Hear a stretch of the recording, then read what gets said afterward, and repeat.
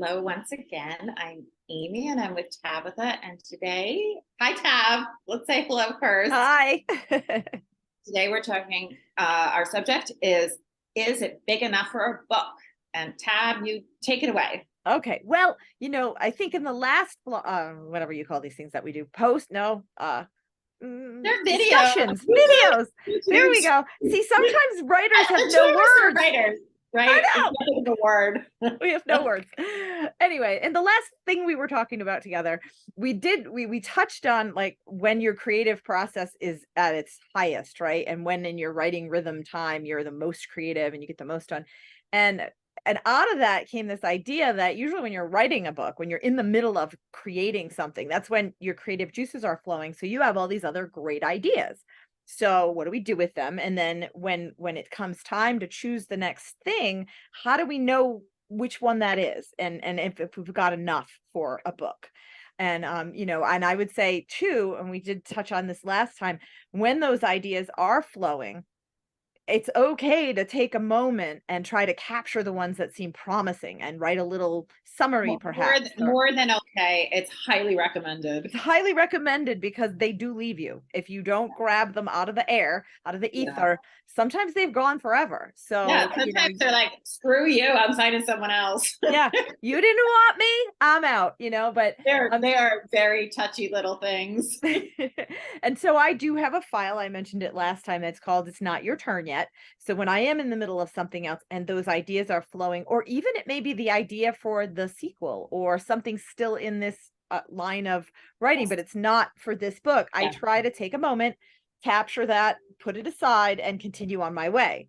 But then, of course, you get to the end of a project or the end of a series, and it's time to do something completely new. So, how do you know you have enough for a new book? That's the big question.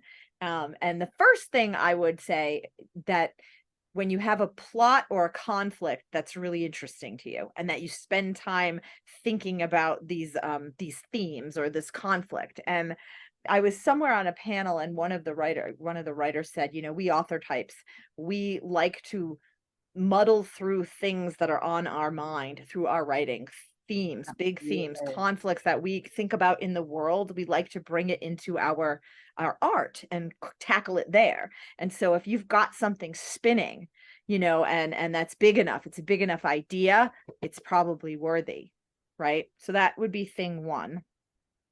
For me, thing two is characters.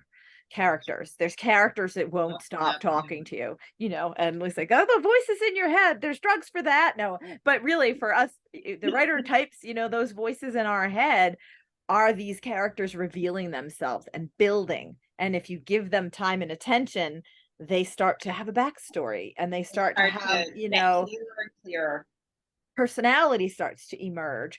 And then sometimes then because of that, there's a best friend, or there's a foil character that starts to come alive. And so you start jotting down these characters, and there's enough there that you say, oh, these people definitely need their story. you know and then the last thing I kind of think about when I'm deciding if it's big enough is, can I imagine the ending? And that doesn't mean I have to know exactly how it ends, but I can see a big enough arc, that conflict with those characters, with these relationships, with this stuff that's building, building, building. I can kind of feel resolution in the story. Like it starts to swirl in my brain. I can, aha, yes, that's how it's gonna, where we're gonna get to. Even if it's gonna be a series, there's still this thing that forms that has like that picture of the arc, I and know it comes exactly what you're around. talking about. Yeah, so those are my 3 big things. A pitfall I will mention, especially for those of us that are like sci-fi writers, we get lost in our world building, right? And we've got the world and the, maps that we can draw, and we've got the legacy characters, we can name 6,000 generations back and who they're related to and what their religions are and who the gods are and whatever and what kind of creatures live there. There's no story, right? So you have a world with no story. And so to me, that's kind of a, if our thinking starts to go too far in the world building direction and not enough in the, well, what's happening on this world and who are the characters that inhabit it? What is the major conflict that's happening? We can spin ourselves off in a direction that's really not big enough for a book yet. maybe at some point we'll set something there, but it's not a story yet. So those are the things I think about. I also think that when you were talking, I had a couple of ideas. One, and it was what we were talking about originally when that idea pokes at you. But in my experience, the next book I want to write is just like it keeps on knocking at the door. It's like it's my turn, it's my turn. So like it's in the file, but like it comes out of the file and it walks right through. So is that what happened? You had talked the one that you're that's agented now, Dreamwalker.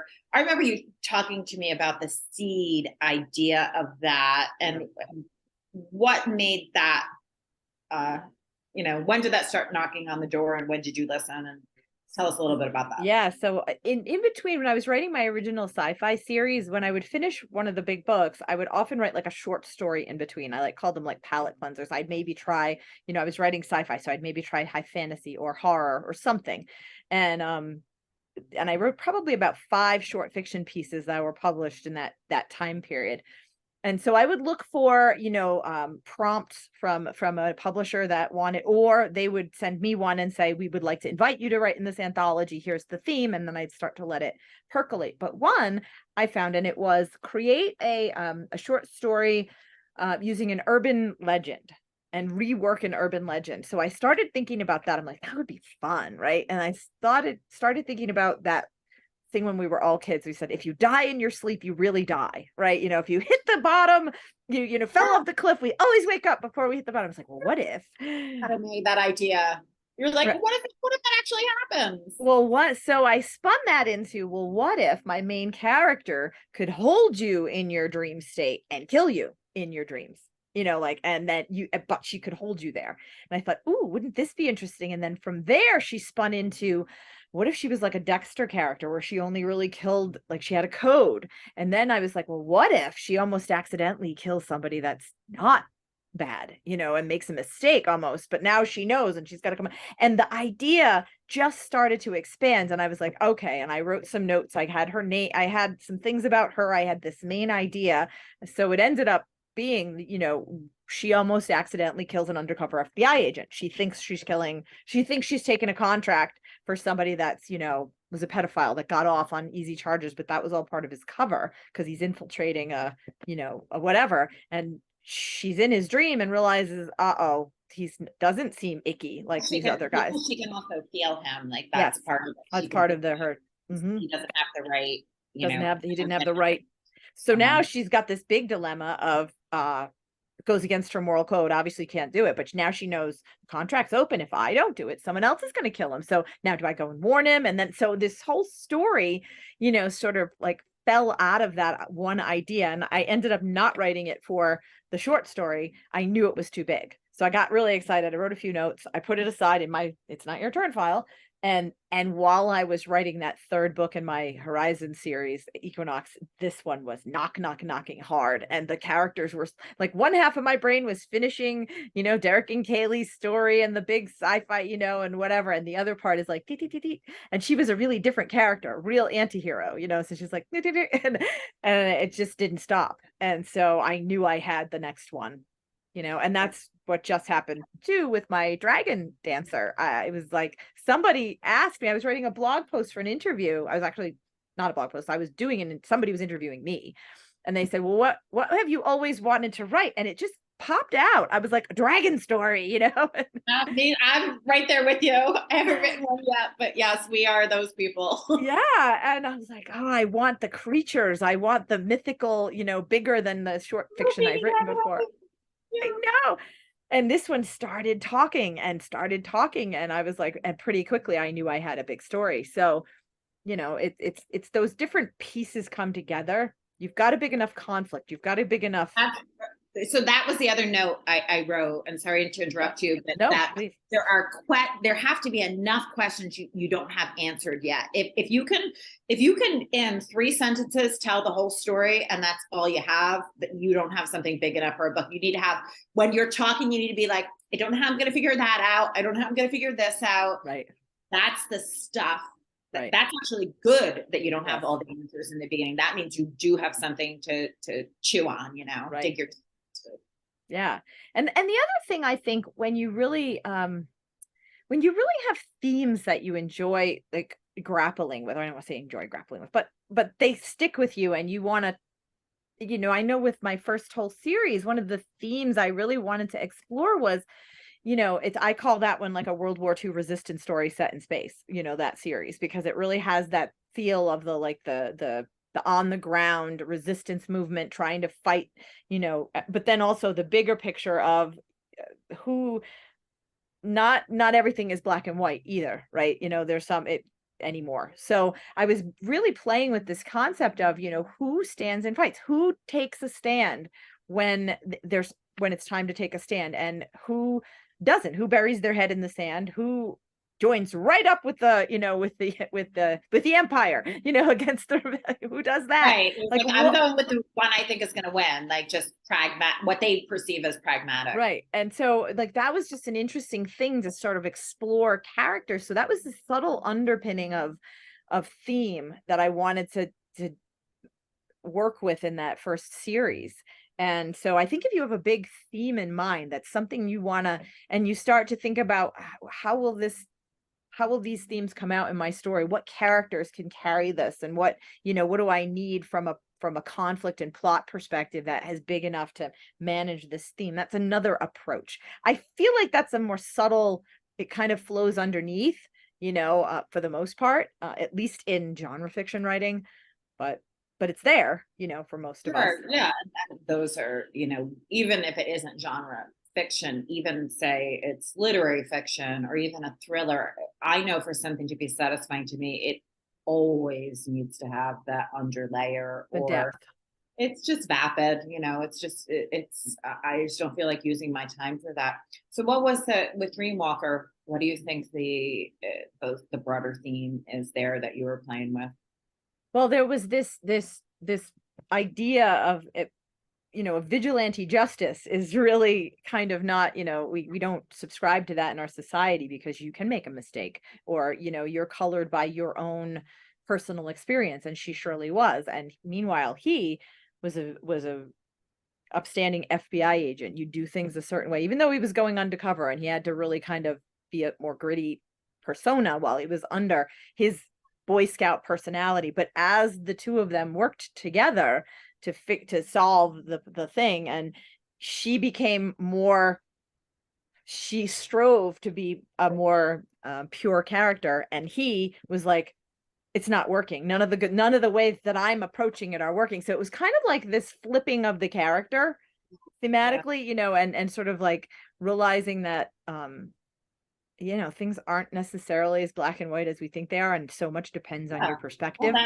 yeah, I mean, that reminds me so much of the Punisher, right? Hmm. But also that you were saying sometimes, the vigilante will kill the wrong person. Well, sometimes the courts will let the wrong person go. Right. So, really, Yeah, how do the, you create a satisfying story with that um, kind of stuff playing around? And of course, when you're really dealing with this, you know, this is an urban fantasy thriller, it is plot heavy, but then if you don't develop those characters and give them enough life, it's not interesting, or people don't want to invest in the story. So that's where I feel like it wasn't a highly thematic book, but if I didn't give my characters enough depth and have them grapple with questions and have them really change and evolve and kind of look at one another, where one is going this way and one is going that way, to a degree, then I think it's just like you said, it's surface, it's vapid.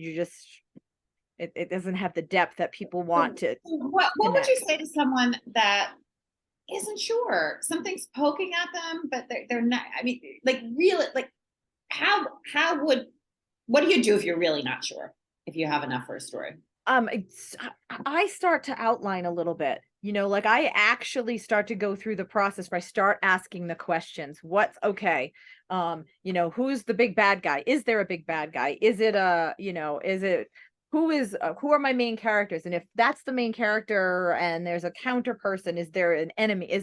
What's that enemy's backstory and why? And I just I ask questions. Like you said in the beginning, if you can answer it in 3, you probably don't have something big enough. But if you keep asking the questions and more come and more color and life starts to fill it in, either it will go or it won't. Like either you start to feel that momentum build around the story, or you just kind of keep hitting a dead end, and it just kind of falls flat. Right. I think that's what happens. And it's okay to let something go, if That, it's falling flat. let's say that too. So sometimes the idea is just you're out to dinner with friends. You're like, oh, we could do this, and you talk through the whole thing right there, and it seems like it's going to be good for a book, and you think you're going to write it, and then you go home and like you realize that was that fun conversation was it, Right. And because we're storytellers, like we're creating scenes in our mind, we find stories in everything, right? But not all of them are big enough for a book, basically. That's actually another good point, is as a storyteller, you are going to be doing that. So learning the discernment between something that's your next project and something that's just fun to play with at the time. And sometimes those fun to play with ones, you have a little seed and it doesn't grow until years later, because Dreamwalker took years before I could actually give it any attention. It sat in the drawer for a long time before I had the time to give it attention. So maybe it's for the future, or maybe just some piece of that will appear in another bigger, Yeah, sometimes that happens. That's kind of fun when it does. I think that's our discussion for today, unless there's something else we want to add. I feel like that's it's just good. We've had some long ones, so people are probably happy, like, thank goodness they're not. Yeah, if they could just do 5 minutes, that'd be great. All right. Thank you for watching, everyone. See you soon. I think next time, are we going to talk about writing through the middle? Maybe? Yeah, the muddle of the middle. Yes. So if you're stuck somewhere in your story, we'll have some tips for that next time. We have some tips. Yes, and mostly and support. Understanding and support. Indeed. So we'll see you next time. See you next time.